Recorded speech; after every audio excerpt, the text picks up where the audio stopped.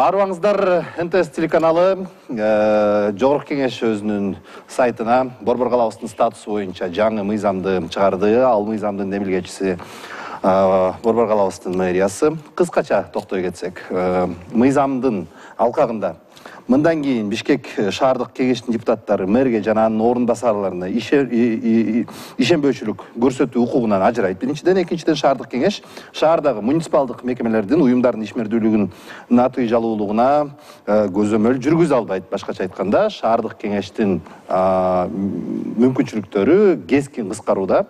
Эми уруксат болсо, Бишкек шаардык борбордун аппаратынын юридикалык бөлүм башчысы Эмир Кутбердиев мырза, башка сизден баштайын, анда Эмир мырза. Эмне өзгөрөт? Кыска түрдө. Саламатсыздарбы? Бул биз дайындаган мыйзам долбоору боюнча азыркы закон о местной госадминистрации, он является основным. Приведение соответствия законов о статусе столицы и о статусе города Ош. Приведение в соответствие с действующим законом о местной госадминистрации и с Конституцией Крымской Республики. Вот что я могу об этом сказать. По ходу обсуждения, если будут вопросы, я готов вам дать ответы. Башкача айтканда, жаңы конституцияны ишке ордуна келтирүү үчүн, анан местный администрациялар боюнча мыйзамды ишке ашыруу үчүн бул мыйзам кабыл алынып атат. Түшүнүктүү. Рыспай Аматов мырза, Бишкек шаардык кеңештин депутаты, саламатсыздарбы? Саламатсыз. Мен дароо эле суроого жооп коюп элем, элге жалпак тил менен жакшы түшүндүрөлү. Сиз айтсаңыз азыр, сиз мурда ушундай мыйзам долбоорлорун жазган тажрыйба барбы? Канча мыйзам долбоор ушул? Мыйзам долбоор жазган биринчи жолу, ага чейин башка нормативдик правовой актарды постановление. Канча жолу жазгансыз мурда? Конкретно нормативдик правовой акттарбы же мыйзам боюнча? Жок, мыйзам долбоорун айткам. Мыйзам долбоору биринчи жолу жазып атам. Биринчи жолу жазып атасыз. Түшүнүктүү болуп атат эми. Себеби биздин конституциябыз бар. Башкы эң негизги мамлекеттик документ десек болот. Ошондогу 111 статьяны окушуңуз керек болчу, 112 статьяны окушуңуз керек болчу, 113-дө окушуңуз керек болчу. Ошол жерде конкреттүү жазылып атат. 111-де жазылып атат. Өзүнүн башка жергиликтүү өзүнүн башкаруу бийлиги өзүнүн компетенциясында бюджетти кабыл алып, контролдоп алыш керек. Жана ошондой эле 112-де жазылып атат, отчет алыш керек деп. Ошол жерде тактааны жазылып атат. Аткаруучу бийлик жергиликтүү бийликке баш ийип отчет берип туруш керек деп турат. Туурабы? Ооба. Барбы ошондо? Туура, бар. Буну силер талкуулап аткан, сунуштап аткан мыйзам долбоору таптакыр бөлөк болуп атпайбы? Кайсы жерин мүмкүн болсо айтып кетесиз? Биринчиден. Сизге ошол боюнча мен суроону сизге узаттым да. Экинчиден, жергиликтүү өзүн-өзү башкаруу бийлиги деген эмне? Булар кимдер деген сөз да бар бул жердечи. Эми элге ачык эле дагы айталы, түшүндүрөлү. Бул деген ошол жергиликтүү жашап аткан шаар болобу, кала болобу, кайсы жерде айыл болобу, ошол жердеги жашоочулардын аткаруучу бийликти эч ким шайлабайт. Булар бекитилет, туурабы? Биздин конституциядагы элдин укугу бул эл бийликке ээ, туурабы? Бийликтин ээси эл да. Ошол эл жергиликтүү өзүнө элчи кылып, ошол жердеги жергиликтүү кеңештин депутаттарын, эл өкүлдөрүн шайлап алышат. Ошолор аркылуу мисалы бир аким болобу, же башка бир башкармачылыктын башчысы болобу, ага кириш өзү эле машакатта чоң нерсе. Көйгөй туурабы? Аны биз билебиз жакшы. Ошол себептен 100 миң деген адамдар Бишкекте өздөрүнүн эл өкүлдөрү аркылуу, мына Гүлайым жакшы билет, депутаттардын негизги жумушу ошол. Ошол өзүнүн көйгөйлөрүн чечип келет ушул убакка чейин. Эми азыркы мыйзам долбоор боюнча ал мүмкүнчүлүктү элдин укугу кыркылып калат. Ошол суроо узатам мен. Кантип жооп бересиң? С вашего позволения, если вы позволите. Пожалуйста, потом продолжите. Хотелось бы внести ясность и ответить на вопрос уважаемого депутата местного кеңеша. То, что проектом ни в коем случае не предусмотрено какое-либо сокращение полномочий депутатов местных кеңешей. В данном случае Рыспай Аматович затронул тему того, что утверждение бюджета и получение отчета по нему. Данные функции, данные компетенции, данные права местного кеңеша данным проектом не затрагиваются. 15-ші статьяда кесіп отпайсыңарбы? Данным проектом не затрагивается. 15-ші статьяны, если вы... Қаншадан? Қырғызша эле жооп бербейсизби? Азыр жогорку кеңеште бизде бир нонсенс бар да. Юридикалык институтубуздагы 70% орусча окуп келип туруп, анан жогорку кеңеште мыйзам кыргызча кабыл алынат да. Кыргызча үйрөнсөңүз, кыргызча эле айтып элге жеткирүү. Мен андан баштап, рұқсат етсеңіз, мен ошо расмий тілде сізге толық түсіндіріш үшін расмий тілде түсіндіре берейін. Мен сізге түсіндіріп кетмекчимин. Рұқсат берсеңіз, қарасаңыз, 15 статьяда мен сізге айтып қояйын, основные полномочия депутатов местных кеңешей, они у нас прописаны в законе о местной госадминистрации и органах местного самоуправления. О статусе города Бишкек закон является дополнительным в соответствии с Конституцией. Вот эти полномочия, которые прописаны в статье 15, они вас не ограничивают. Они относятся только к вам. Если даже вы позволите, я вам зачитаю, там указано в законе то, что кроме полномочий, предусмотренных законом о местном самоуправлении, депутаты местного кеңеша, Бишкекского городского кеңеша вправе деп тұрып, это ваши дополнительные полномочия. А в части того, что вы говорите... Эмне кыскарды? Мисалы үчүн шаардык кеңештин депутаттары, элге түшүнүктүү болсун. Шаардык кеңештин депутаттары. Буга чейинки мэрияда кала башчысы мисалы күзүндө эле элдин баары билет. Журналисттер сиздер деле көтөрүп чыккансыздар. Мэриянын убактысы жок. Шаардык кеңешке келип, элдин көйгөйүн талкуулаганга. Туура. Туруктуу комиссияларга, фракцияларга деп чыккан. Эми алда ушул жетишпей, эми мыйзамга асыла баштады. Эми ал узурпация болуп калды. Аткаруучу бийлик антип иштей албайт. Биз элдин алдында эл өкүлдөрү кул болуп отчет бериш керек. Буга чейин сиздер мэрге элге ким жооп берет? Буга чейин сиздер мэрге анын орунбасарларына ишенбөчүлүк көрсөтүү укугуңар бар болчу. Бар, азыр деле бар. Андан башка шаардагы муниципалдык мекемелерди, уюмдардын ишмердүүлүгүнүн, натыйжалуулугун дагы мындай бир көзөмөл жүргүзүшсүңөр. Аны дагы ажыратып атышат. Жаңы мыйзам боюнча. Ошонун тегерегин талкуулайлык. Буля, саламатсызбы? Сиз мэрияда көпчүлүк иштедиңиз, өзүңүз өткөн шайлоодо дагы шаардык кеңешке барам дедиңиздер, бирок учурдагы позицияңыз кабыл алынып аткан мыйзам долбоорун колдогон таризде. Эмне себептен? Мен колдойм, анткени бизде башкы өзгөртүүлөр биздин конституцияга кирген. Азыр болсо кетип калган поездди эмне чуркап түшүп атасызбы? Туура эмес. Элди жаңылыштырбаңыз, Гүлайым. Жок, жаңылышпай эле. Булар мыйзам боюнча кандайдыр коллизия болуп атабы, боштондук болуп атабы деген ченемдик укуктук актылар жөнүндө мыйзамды аткарып жатышат буларчы. Мен мэрияны жакшы деп айткан жокмун. Мэрия кыйратып жакшынакай иштеп отурса, мындай мыйзамды өзгөртүүлөрүн эч ким байкабайт болчу. Эч ким байкабайт болчу. Бирок биз мыйзам чегинде жашай турган болсок, анда булар болсо, ошол мыйзамда турбайбы 112-статья? Мыйзамды кечирип коесуз. Окусаңыз, окуп атам. Салыштырма таблицасын сиз да карадыңызбы? Булар бир чети мыйзамды аткарып атат. Туура эмес. Конституцияны өзгөрткүлө анда. Силердин колуңардан бир нерсе келеби? Кайчы келет? Бишкек шаарынын депутаттарынын кеңешинин депутатына колуна бук да келбейт. Эмне себептен келет жашынакай эле? Мэрди мага сизге НТС каналынан хайп кылып кереги жок. Жок, силердин биздин шаар турмуштарына эчтеке кыла албайсыңар. Силер жалаң өзүңөрдүн жумушуңарды аткарасыңар. Ырыспай. Мэр азыркы учурда бул жаңы долбоор менен сиздерди токтотуп атат. Мэрди ким шайлайт азыр? Мэрди ким бекитет азыр? Отургула, бул конституцияда жазылып турат. Силер бүт баарын азыр бир казанга аралаштырып оливье жасабагыла. Конституцияда жазылып турат. Конституция жазылган соң, анда чоң долбоорго силер, мисалы үчүн БШКнын мүмкүнчүлүгү барбы? Жок. Жогорку кеңештин мүмкүнчүлүгү бар. Критиканын чеги болот да. Силер элдин укугун кыла албайсыңар. Силер жалаң өзүңөр жумушуңарды аткарасыңар. Бир жыл мурун жаңы курама болду. Азыркыга чейин жалаң өзүңөрдүн жумушчуларыңарды жумушка орнотуп мэрияда кол байлап атасыңар. Гуля, кечирим сурайм. Биринчиден, шаардын тургундары, сизге сотко бериш мүмкүн. Шаардын тургундары июнь айында. Бергиле, мен деле калдым силерге сот берди. Эми хайп эмне кереги бар эркин мырза ушундай хайп? Туура айтасыз. Биз мыйзам июнь айында сиз болсо бир барып өзүнүн шайлоо укугун пайдаланып, өзүнүн өкүлчүлүк функциясын ошол 45 депутатка өткөрүп берген. Биз шаардыктар өткөрүп бергенбиз. Юр отделге эмес, мэрге эмес, анын орун басарларын эмес, биз могул 45 кишиге өзүбүздүн представительский функциясын өткөрүп бергенбиз. Демек биз булардан сурайбыз. Оода шайлоодон өтпөй калып тармыксаңыз эми ал шаардык кеңеш депутаттарын күнөөсү эмес да. Сиз өтпөй калдыңыз. Силер партияңыз эмне үчүн өтпөй калганын билебиз. Үч депутат болдуңуз. Жок, жекеликке өтпөйлүк, эми жекеликке өтүп атпайбы? Хорошо, жекеликке өтпөйлүк. Кайтылбаңыз. Мыйзамды азыр бир иретке келтириш аброюнда түшүрүп атасыз. Конституцияны өзгөртүңүз. Бул телевидение андай сөздөрдү биз мыйзам долбоорунча сүйлөшөлү. Сиз азыр шаардык кеңештин аброюна асылып атасыз. Улединовна. Биринчиден, урматтуу журналисттер, сизди азыр мыйзам долбоорунан сырткары сиз абройго асылып атасыз. Туура эмес. Мейли, мыйзам боюнча сүйлөйлүк. Ооба. Өкүңүздөр кесиптешсиздер да. Шаардык кеңеш бул баш калаанын элдери шайлап алган да орган. Сиз эмне үчүн элдерге тукуруп сүйлөп атасыз? Булидиновна. Элдерге тукурулган жок. Силер барыңар тең мандатты сатып аласыңар. Мантип мындай немеге алып качпаңыз сизчи. Туура сүйлөңүз. Мисалы үчүн сиз жоопкерчиликтүү сүйлөңүз. Болуптур, жоопкерчилик сүйлөп атам. Коомдук телеканал бул жерде мындай жоопкерчиликтүү силер өзгөртүү киргизе аласыңарбы? Эми мындай да, ушундай хайптын кереги бар. Биз мындай жакшы Жөн эле суроого жооп бериңизчи. Телеканалда абройлуу талкуу кылышыбыз керек. Жооп бериңизчи. Сиз мыйзамга сунуш киргизип, сиз кайсы шаарда жашап атасыз? Ошо шаардык кеңеш чыгарган токтомдордун негизинде ошонун күчү менен иш ашып атат да. Жок, кыла аласызбы? Кыла албайсыз.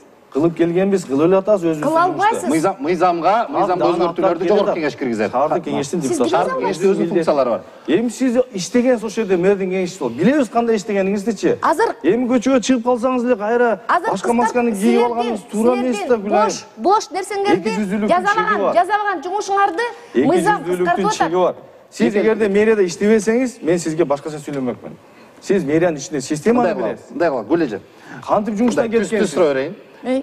Эмне себептен шаардык кеңештин депутаттары мэрге жана анын орун басарларына ишенбөөчүлүк көрсөтпөш керек? Айырмасы жок. Эмне себептен ошол функциясын алып коюп атат? Анткени айырмасы жок. Мурунку мыйзам менен азыркы мыйзам менен жазылып турган беренелерде булар бир дагы жолу толук кандуу колдонгон эмес. Ошондуктан айырмасы жок. Унутуп калдыңызбы? 2018-жылы мен жеке өзүм ишенбейчилик көрсөтүп чыгам. Кимге? Бериңизге. Албек Ибраимовго. 40 добуш менен жумуштан кеткен. Мен мэр тарбиялаган мектептин башчысы эмесмин. Сиз ошол мэрдин кеңешчиси болчуңуз. Мен мэрлерди чыгарган заводдун башчысы эмесмин. Туура эмес жака алып кетип атасыз да, сизчи азыр. Сиз дагы туура сүйлөңүз. Жекелик Жок, тарыхта, жаңы тарыхыбызда андай колдонулган. Болгон экен. Так, сөз. Бир топ жолу болгон, вице-мэрлерге болгон, башкармачылыктарга болгон. Кечеүнкү сессияда мисалы 2 деген бааны алып чыкты. Биришканан андагы мисалы мен биздин комиссия натыйжасы оңдолуп иштеп атат да ошолор. Эми кийинки суроо. Аткаруучу бийлик эгер 2 алып калса 5 алайын деп аракет кылат да, туурабы? Жок, бул элдин укугу, Гүлайым, элдин укугуна асылбагыла. Куда элдин укугу? Чтобы не вводить зрителей в заблуждение, можно я здесь уточню, конкретизирую один момент, то, что данным законом не вводятся какие-либо новые нормы. Мы приводим их в соответствии с законом о местной госадминистрации. Танышып чыкпапсыз. Позвольте, пожалуйста, уважаемый Успек Аматович, можно я договорю? Я объясню то, что данным проектом предусматривается приведение его в соответствие. Мы не прописываем новых норм. Основные функции, полномочия, права депутатов прописаны в законе о местной госадминистрации и органах местного самоуправления, которыми руководствуется не только мэрия города Бишкек, но и мэрия города Ош, Айлюк-Мыту и другие госадминистрации, руководствуются данным законом. В данном законе прописаны все полномочия, права и обязанности. С вашего позволения я закончу.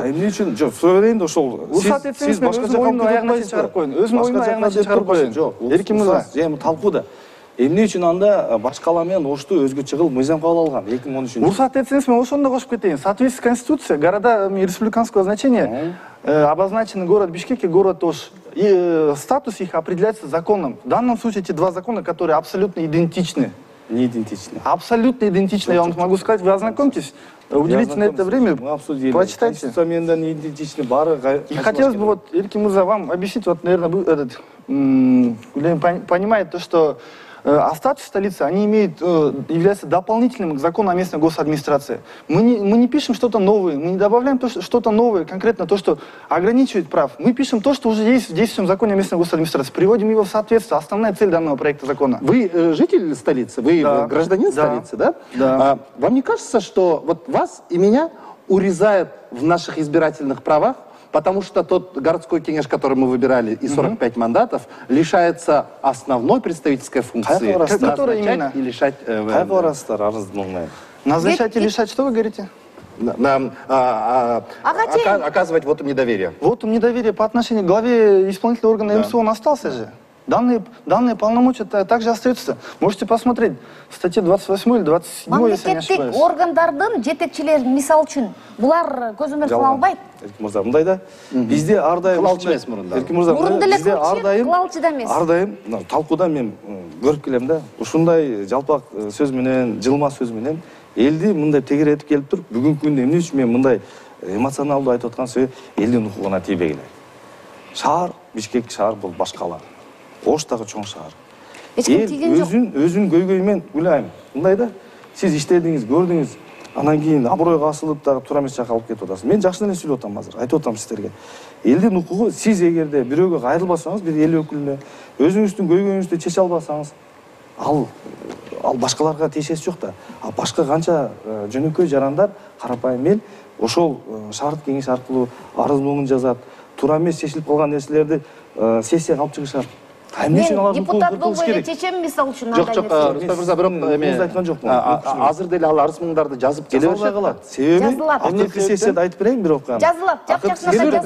Сиз азыр туура эмес маалымат берип атасыз. Баа берип атканда ошол сиз айтып аткан 20-октябрда 2021 жылкы мыйзамга такап туруп бизге баа бере албайсыңар деп атат.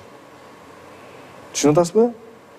Бул жагын алып келип атат, теңдештирип. Ошондой кылабыз деп атышат. Кыркып атат. Бизге баа бере албайсыңар деген силер эч ким эмессиңер деген сөз. Эч ким эмессиңер.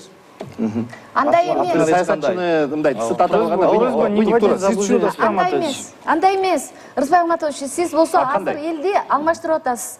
Сиз 20-жылдан бери биздин Кыргызстанда кандай өзгөртүүлөр киргенде таптакай түшүнүп атасыз.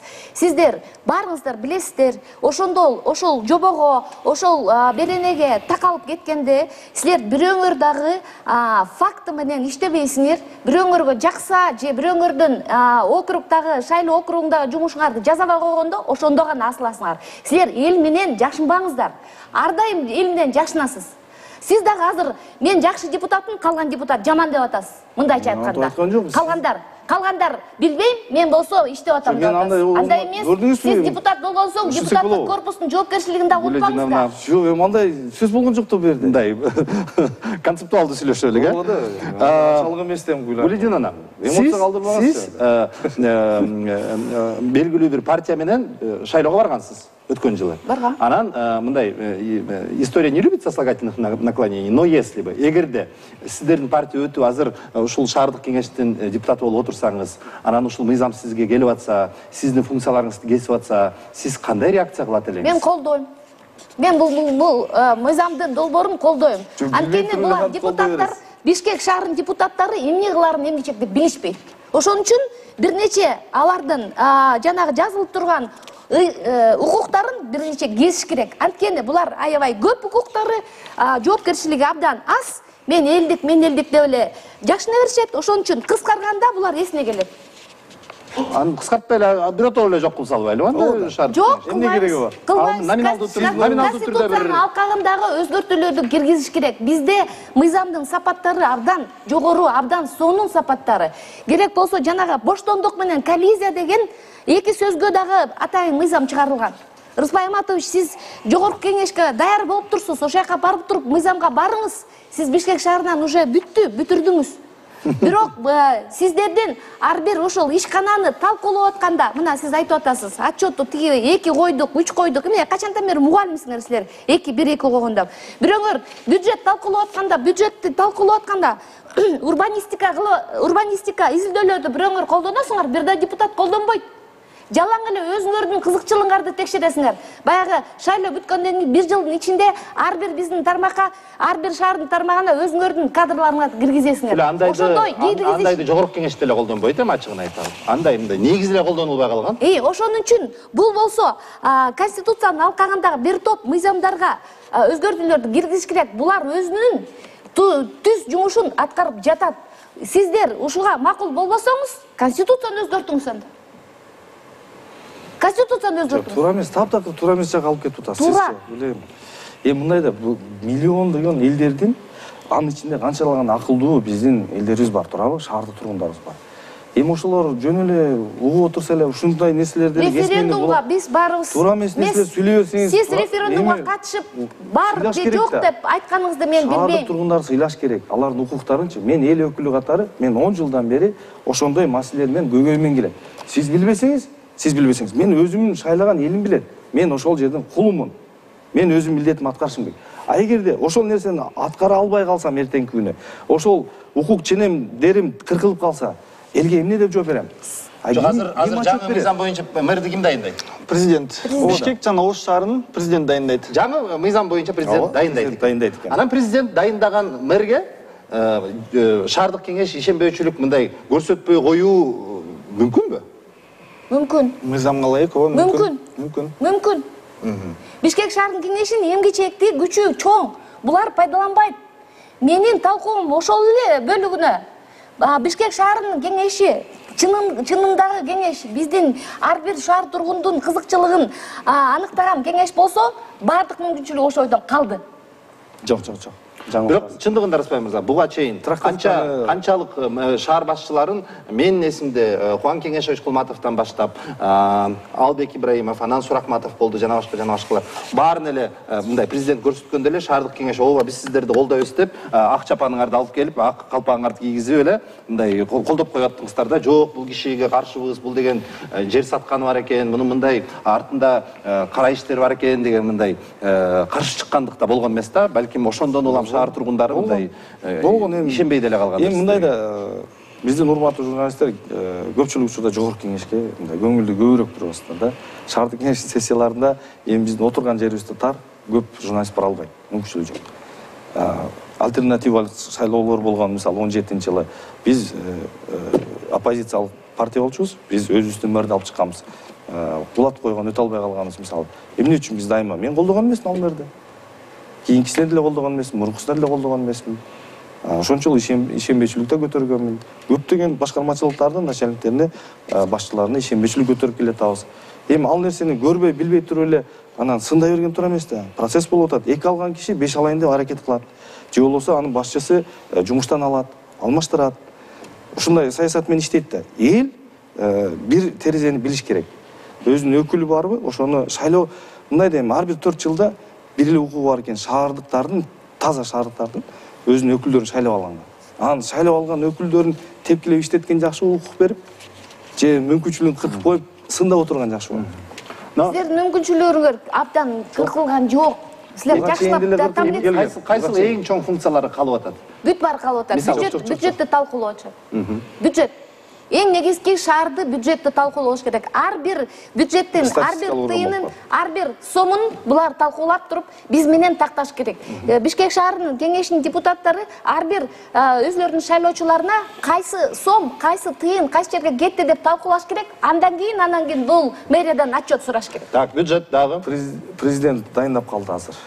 Ошол укук кеткен жок. Эмне үчүн туура эмес айтып атасыз? Кетти укугу. Мурда шайлоочу. Шайлай албай калды азыр. Эмне силер шаардын чоң бир нотариусун айландырсыңар да. Ооба. Силер эми эмне жыргатып мурун ошондо дагы болбой аракет шайлоо өткөрчү элеңер. Өттү деп азыр эле жаңы эле айттым го. Кандай укук айтасыз мени? Каяктагы альтернатива? Эмне деп атасыңар? Ак үй кайсы киши берсе ошо менен мэр деп эле отуруп калып атпайсыңарбы? Алып чыгып эле биз утулуп калганбыз, оппозициялык партия болчубуз. Унутуп калыпсыз сиз. Мен унутуп калган жокмун. Сиз аркы өздө болчубуз, сиз утуп алгансыз. Мен унутуп калган. Бийликтин партиясында унутуп калган жокмун. Мен эч бир партияга катышкан эмесмин. Эч бир партияга катышкан жокмун. Шайлоонун аркасында эле кичине булгандым. Сиз өзүңүз баштап атасыз. Өкүндүм. Бирок айтып атам, сиздер болсо азыркы учур менен мурунку учурдан 31 жылдын ичинде эч нерсе алмашылган жок. Мурун жазылып турган Бишкек шаарынын депутаттары Бишкек шаарынын мэрин шайлайт. Ага ким сунуштайт? Өзлөрү сунуштаганга мүмкүнчүлүгү бар болчу. Анан кийин президент сунуштаганга мүмкүнчүлүк бар болчу. Ошол нерсе азыр жаңы конституция менен алынып калган. Ошондуктан мурун деле кимиси болсо сунуштабасын. Мына Рыспай өзү учурунда Рыспай мырза өзү дагы мэр болом деп да аттанган. Бул киши дагы сунушталмак. Мисалы үчүн бул киши сунушталып калса, мен мисалы үчүн жеке шаар тургун катары мен Рыспай мырзаны колдойт болчумун. 3 суроктон бери такшалып калды. Жакшы мэр боло турган болчу. Бирөө Садыр Дургожоевич мени укпайт, ошонун өзүнүн кишисин сунуштады. Булар тыпыйып отуруп, энди барына эле коркуп эле отуруп эле бүт барына эле макул боло беришет. Айырмасы жок. Бул мыйзам киреби, кирбейби, өзгөртүүлөр колдонобу, колдонбойбу? Жаңа конституциянын алкагында бир топ нормативдүү правовой акттар, мыйзамдарга өзгөртүү кириш керек. Ошон үчүн биздин талкуунун аягына чейин буларга бир эле коңгуроо болуш керек. Ай, эмнебиз кыскарып калды, эмнебизди кесип кетти, чапаныбыздын кайсы жери кесилип кетти деп азыр эми текшерет. Ага чейин булар жалгыз чынын айтып бериш керек. Бул биздин эң чоң урматыбызга татыктуу мырза чынында эле Рыспай Аматов. Эң татыктуу депутат деп айтсам болот. Консенсус. Сөздүн чыны ушундай. Бирок Рыспай болсо дайыма утуп кетет да. Мен эми билбейм, мен өзүм жумушумду жакшы аткарам, калган 44 депутаттар талап жегиле деп. Жөпүр албайт дем калган 44-үнө. Эми сиз Рыспай Аматов жакшы айтты. Конституцияда жазылган бийлик элдики деп. Биз эл өзүбүздүн бийлигибизди бирөөгө ишенүү көрсөтүү менен же депутаттарга же башкаларга шайлоо аркылуу көрсөтүү менен бийлигибизди өткөрүп беребиз. Анан бул учурда шаардыктар 45 депутатка өзүнүн ишмердүүлүгүнө уруксат берип атса, бирок бул депутаттар мэрди шайлабаса, анда балким мэрди шаардыктар түз шайлаш керектир. Бул башка долбоор, бул жакшы долбоор. Ошону булар дагы талап кылып, БШК, биз дагы шаар тургуну кылып талап кылып, ошондо биз азыркы учурда багы мурунку конституция боюнча 5000 адам жаңы долбоорго кол коймок эле, азыр киши адамдын саны дагы өзгөртүлдү, көбөйтүлдү. Ошондо биз чогулуп туруп, Бишкек шаар башкы кала болгондо ошол мэрди биз шайлаш үчүн биз конституцияга дагы өзгөртүү киргизишибиз керек, сунуш киргизишибиз керек. Ошондой долбоорду жазап туруп чыга турган болсоңуз, Рыспай мырза, мен сиздин биринчи жардамчыңыз болом. Анткени Бишкек шаарынын тургундары мэрди өздөрү шайлаш керек. Түздөн түз. Силер болсо мурунку БШКнын курамы улам силер дискредитация кылдыңар. Анткени улам сунуштаган адамды тыпыйып шайлап берип коюп, бизди эч кимдер ойлогон жоксуңар. Ошондуктан түздөн түз азыр БШК шайлабай калды.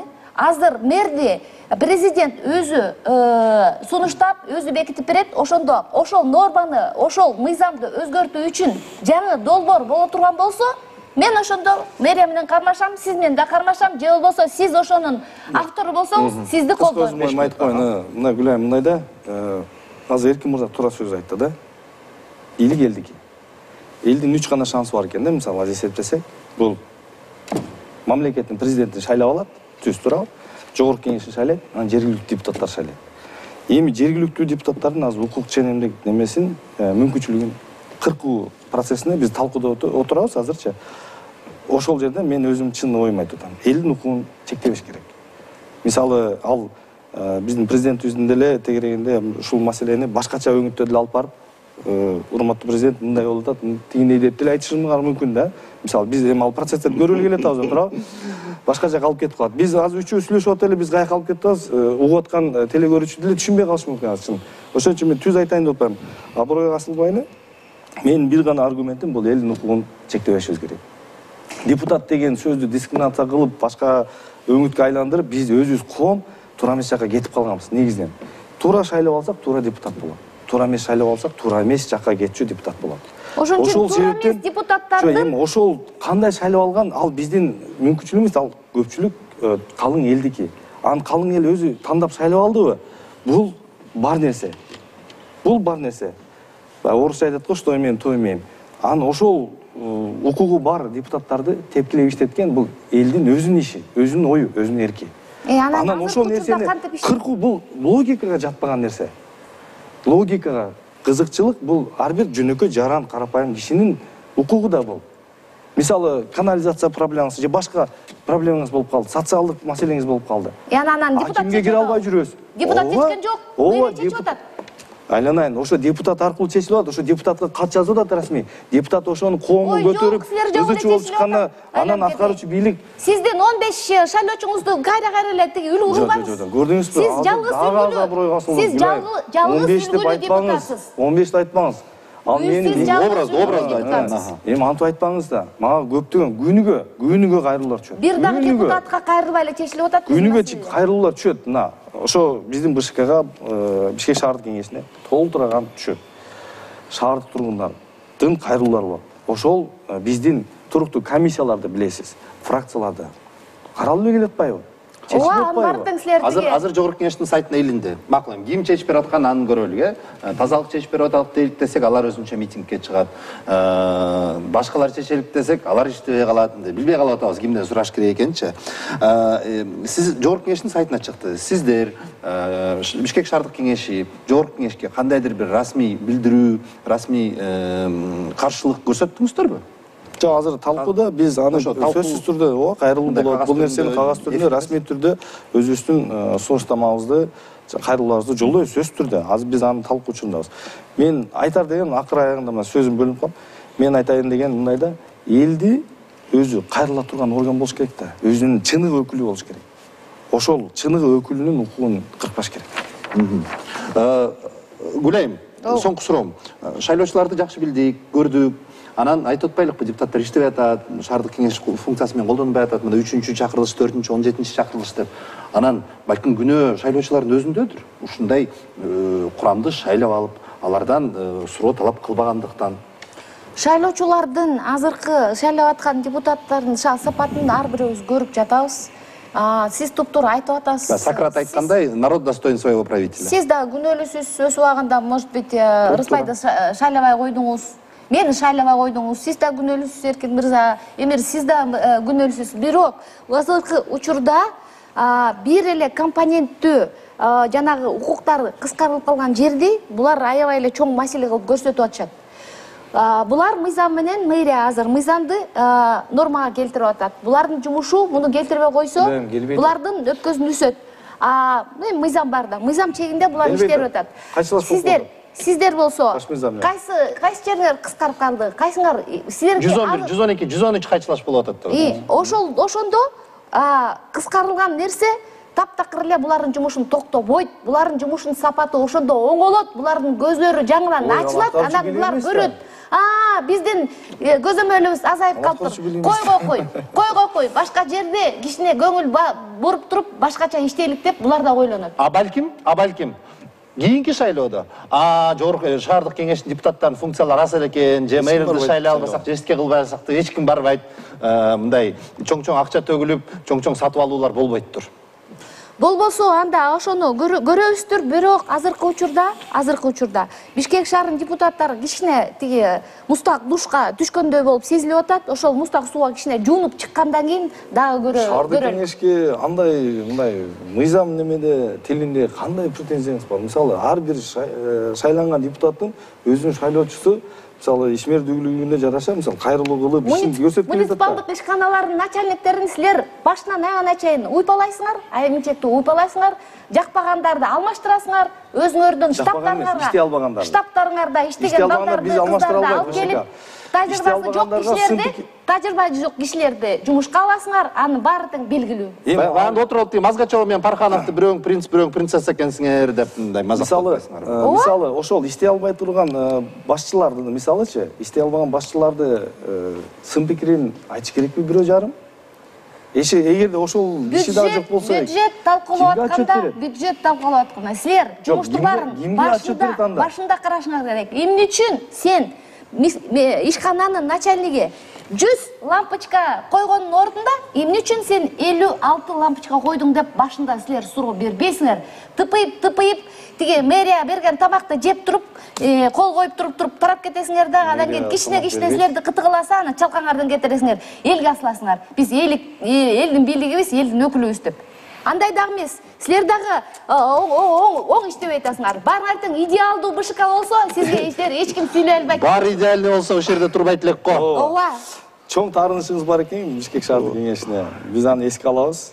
Бирок элдин укугун чектебешибиз керек. Эмир мырза. Если вы позволите. Расправ Матович, смотрите, как я ранее говорил, основной закон, которым руководствуют все органы МСУ по Кыргызской республике, это является закон о местной госадминистрации и органах местного самоуправления. Он был принят в прошлом году, осенью. Да. Данный закон, который был принят, также до его утверждения, до его подписания президентом, висел на общественном обсуждении. Данный закон как раз-то ограничил вас в правах назначать назначать мэра города Бишкек, утверждать структуру мэрии города Бишкек. Данным законом ваши, скажем так, полномочия были сокращены. Почему в тот период, когда тот закон основной висел на общественном обсуждении, с вашей стороны никакой реакции не было? Не этот проект закона ограничит ваши права, а тот, который уже утвержден. Почему вы обсуждаете тот закон, который утвержден? Потому что он основной закон. А этот закон о статусе столицы? У вас сократили всего лишь контроль над назначением начальников, и они начали... Нет, можете, пожалуйста, на мой вопрос ответить, пожалуйста, если вам не тяжело. Столицы и города Ош. Республиканское значение. Вы хотите сказать то, что... А какой закон выше стоит, да? Вы хотите сказать то, что Бишкекский городской кеңеш должен руководствоваться только законом о статусе столицы? Конечно. Вы в корне ошибаетесь, я могу вам сказать, потому что есть закон о местной госадминистрации. Вы ошибаетесь. Вы ошибаетесь, потому что республиканское значение есть у нас только 2 города. У нас не такая большая страна, Я как с вами не Америка. спорю, но если И вы посмотрите в свое закон время о статусе разрабатывали столицы, люди, которые там его прописано, за утверждают. исключением тех, которые прописаны в том законе, предусмотрены эти полномочия. Конституционный законда бир нерсеге таянып алып туруп, анан кийин бул законго мыйзам тура эмес деп, еще конституцияга каршы кетип атканыңарды эми моюнга Конституция кайсыл жери каршы кетип атат? Сиз мындай да мыйзам долбоорлорду Кайсыл жери? Сиз сунуштап жүрсөңүз, жогорку кеңешке юристтерден мынчалык көп суроо пайда болмок эмес. Эми мен сиз менен азыр туруп алып туруп акыйныг айтышы бул жерденчи, сиздин аброюңузду түшүрүп өзүмкүн түшүрө албайм мен. Мен андай адам эмесмин. Биринчиден. Экинчиден мен телевидениянын журналисттердин бул жерде сыйлайм.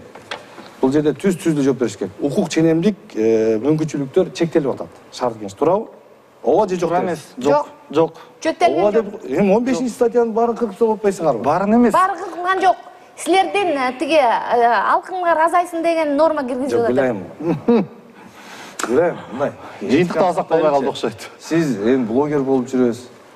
Талапкер болуп атасыз жогорку кеңешке. Келиңиз эми кичине мындай элге тарбияны көрсөтөлү. Урматтуу Рыспай Аматович, уруксат Этиканы бересиз. көрсөтөлү. Жок, анан сиз деле бир Мен андай сөз колдонбойм. бир эле пункт алалы эле. Мынтип эле буйта эле башка алып кетип атасыз. Сиз дагы элди алып кетип атасыз. Сиз элди алмаштырып атасыз. Эртеден кечке чейин сиз болсо мыйзамды кандай окуш керек деп туруп, барып туруп чыгыңыз шайлоочуларга. Жок, мындай. Мектепке барыңыз. Окутуңуз. Милдеттүүмүн менчи. Окутуңуз. Ошо милдетимди актап атам ошол жерде. Ошол жумушту Мен коргоп атам. Убакыт чоң рахмат. Мыйзам Конституцияга каршы келеби, каршы келбейби? 21-жылы 20 октябрда кабыл алынган мыйзамга туурабы, туура эмеспи? Анын бардыгын ортого казанга салдыңыздар. Ал казан эми жогорку кеңеш, акыркы сөз жогорку кеңеште, коомдук талкууда көрөлүк. Сиздер дагы өзүңүздөрдүн юридикалык экспертизаңызды бериңиздер, айтыңыздар кайсыл жерине каршы келип атат, келбей атат. Анан жогорку кеңештин күчүн көрөлүк бул ирет. Бул ирет дагы бир жол көрөлүк. Бирок жыйынтыктап айтып аткан нерсе, ушул болуп аткан нерсенин бардыгы биз барып жаңы конституцияны кабыл алгандан улам. Туп-туура. Ошондон улам. Эми артына Конституциянын ичинде карама-каршы ооба. Эми көрөлүк. Буйруганын бардыгын көрөлүк. Бирок кантсе дагы бийлик элдики. Элдин бийликти дайындоо, элдин бийликтен сурак алуу мүмкүнчүлүгүнөн ажыратпашыбыз керек. Бул биздин башкы эркиндигибиз, бул биздин башкы укугубуз. Кандай жол аркылуу сурак алабыз? Аны эми кандай өкүлдөр болот? Алмания эмес. аны убакыт көрсөтөт. Ыраазычылык келип бергендериңиздерге жолугабыз.